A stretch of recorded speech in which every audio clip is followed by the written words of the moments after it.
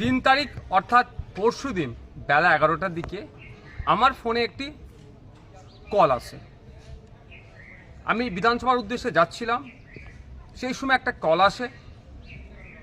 কলটা রিসিভ করার পরে রীতিমতো আমাকে শাসানি দেওয়া হয়, আমাকে হুমকি দেওয়া হয়, আমাকে মেরে ফেলবে, আমাকে খুন করবে, আমার গলা কেটে নেবে। আমি কেন বাড়াবাড়ি করছি, আমি নাকি মমতা ব্যানার্জিকে হারাতে চাইছি, এই ধরনের একাধিক কথা বলে, যেটা আমাকে থ্রেট দেওয়া হয়, প্রাণনাশের হুমকি দেওয়া হয়।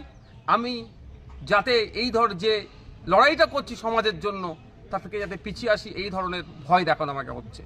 আমি এই বিষয়টা নিয়ে কনসার্ন ডিপার্টমেন্টাল যারা আধিকারিক আছেন তাদের কাছে চিঠি করেছি, তাদেরকে জানিয়েছি এফআইআর হিসাবে ট্রিট করার জন্য, নাম্বারটা দিয়েছি, কোন অ্যাড্রেস কোথা থেকে বলেছে সেইগুলো প্রোভাইড করেছি।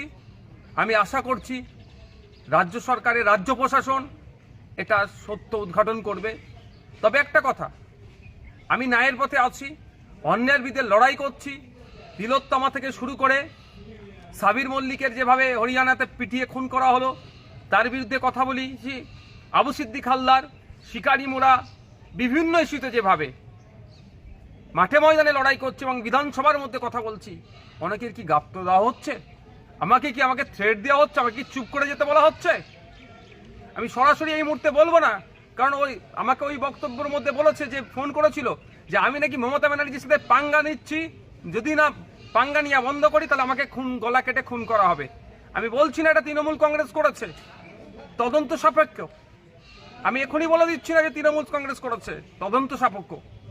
তারপরেও বলছি বিচার ব্যবস্থা আছে, আমি প্রশাসনকে জানিয়েছি সত্য উদ্ঘাটন করুক, এর পেছনে কি ষড়যন্ত্র আছে, কি রহস্য আছে, কার বা কাদের কথা শুনে আমাকে এই ধরনের ফোন করে সরাসরি আমার গলা কেটে নেবে, আমাকে খুন করবে, আমাকে হত্যা করবে করে বলার সাহস পাচ্ছে।